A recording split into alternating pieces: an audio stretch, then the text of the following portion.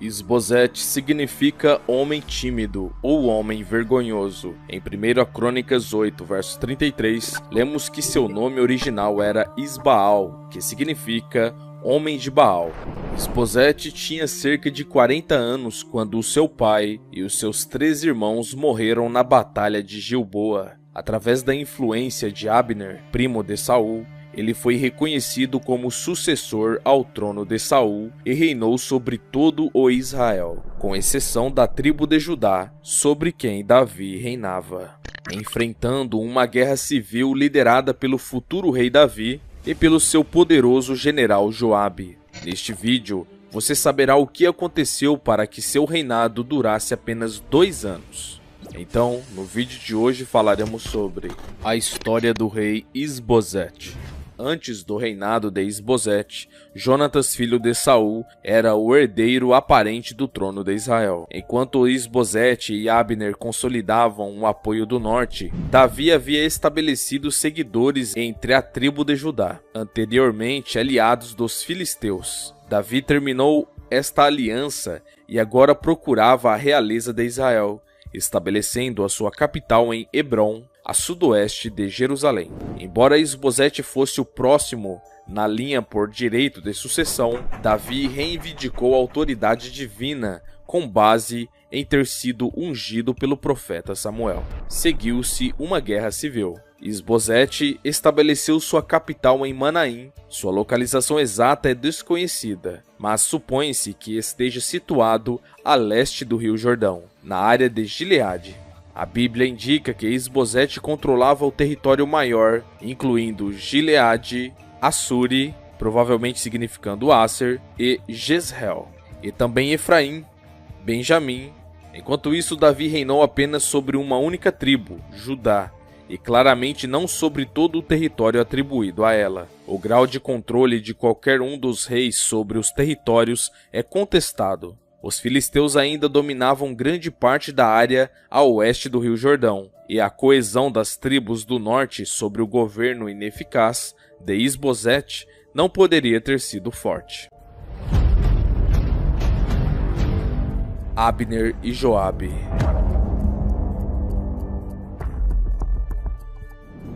A Bíblia relata poucos detalhes sobre a guerra entre Davi como rei de Judá e Isbosete como rei de Israel. Contudo, um elemento chave na luta foi claramente uma rixa de sangue entre o general de Isbosete, Abner, e o general de Davi, Joabe.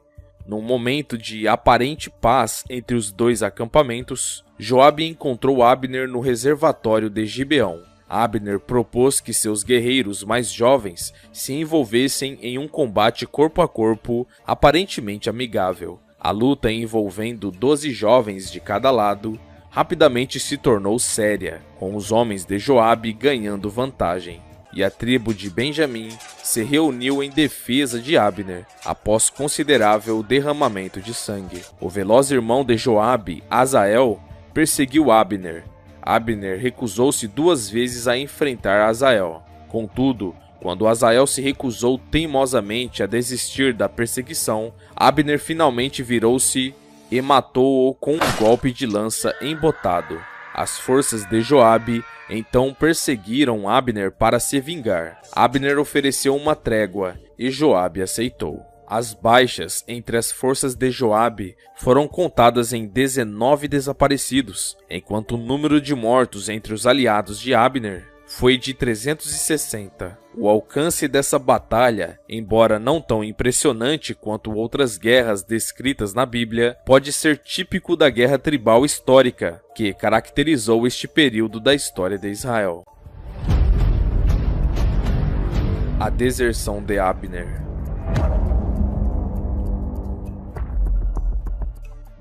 A luta entre as forças de Davi e Isbosete continuou por algum tempo. A Bíblia relata que durante o curso dos acontecimentos, Davi foi ficando cada vez mais forte, enquanto a casa de Saul ficava cada vez mais fraca, conforme você vê em 2 Samuel 3, verso 1. Como dissemos, tendo consolidado sua própria posição no reino de Isbosete, Abner alegadamente procurou fortalecer a posição política, tomando posse da antiga concubina de Saul, Rispa. Quando Isbosete tentou afirmar sua própria autoridade, acusando Abner deste crime, Abner não negou, mas rejeitou Isbosete, dizendo: "Sou eu uma cabeça de cachorro do lado de Judá? Hoje mesmo sou leal à casa de Saul, seu pai, e à sua família e amigos. Eu não entreguei você a Davi, mas agora você me acusa de uma ofensa envolvendo esta mulher." Temendo a posição de Abner como líder veterano do exército, Isbosete não conseguiu agir de forma decisiva no assunto, e Abner aproveitou a oportunidade para enviar mensageiros a Davi, oferecendo-se para desertar. "Faça uma aliança comigo", ofereceu Abner, "e eu o ajudarei a trazer todo o Israel até você." 2 Samuel 3, verso 12.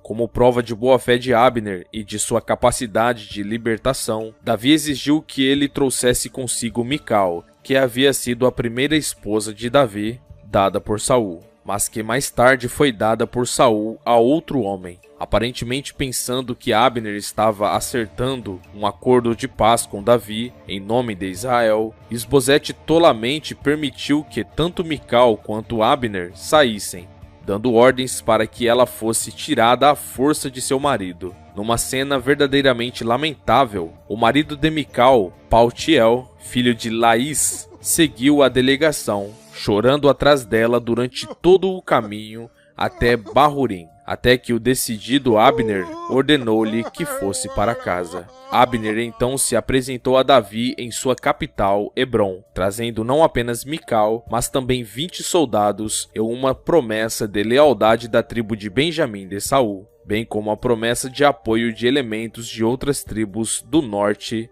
que haviam perdido a fé na liderança de Isbosete. Davi então despachou Abner para o norte, e assim obter o apoio prometido. Contudo, Davi não contava com a astúcia do seu próprio general Joabe. Ao saber da visita de Abner a Hebrom, Joabe imediatamente enviou mensageiros para chamá-lo de volta. Quando Abner retornou, obedientemente, Joabe o esfaqueou no estômago e o matou, para vingar o sangue do seu irmão Asael. Não há dúvida de que Joabe também sentiu em Abner uma ameaça à sua própria posição. Davi declarou-se publicamente inocente do crime, amaldiçoando a família de Joabe e condenando-lhe que se arrependesse publicamente do assassinato. Contudo, Davi não rebaixou Joabe nem o puniu de outra forma por seu ato. A morte de Isbosete. Aparentemente, ainda acreditando que Abner estava do lado de Israel e não de Davi, Isbosete teria ficado muito desanimado com a notícia da morte de Abner. Sentindo a fraqueza de Isbosete, 2 de seus capitães, Baaná e Recabe, conspiraram para matar ele. Aproximando-se de sua casa em uma tarde quente, quando o rei estava cochilando, eles o esfaquearam no estômago e o decapitaram. E então fugiram. Eles trouxeram sua cabeça a Davi em Hebrom, esperando uma recompensa. Davi, nem um pouco impressionado com esses homens, que matariam seu próprio rei, prontamente mandou matar os assassinos e depois enterrou a cabeça de Isbosete com algum grau de honra no túmulo de Abner, conforme você vê em 1 Samuel capítulo 4. A casa real de Saul chegou ao fim, com a morte de Isbosete. No entanto, seu sobrinho Mefibosete, filho de Jonatas, sobreviveu a ele. Depois que seu reino foi consolidado, Davi trouxe Mefibosete para Jerusalém, ostensivamente para mostrar bondade para com a linhagem de Saul, mas sem dúvida também para evitar que Mefibosete se tornasse um ponto de encontro entre as tribos do norte que se opunhavam ao domínio de Judá. O legado espiritual de Isbosete, como rei das tribos do norte, reafirmou-se nos dias de Jeroboão I, o líder trabalhista efraimita, que com o apoio inicial do profeta do norte, Aías, desafiou o governo de Roboão, neto de Davi, e afirmou com sucesso a independência de Israel. Embora a linhagem de Isbosete não seja ouvida novamente, a causa da independência de Israel e de Judá seria reafirmada várias vezes nas décadas seguintes. finalmente tendo sucesso nos dias de Roboão, neto de Davi, que perdeu os territórios do norte para a rebelião bem-sucedida de Jeroboão I.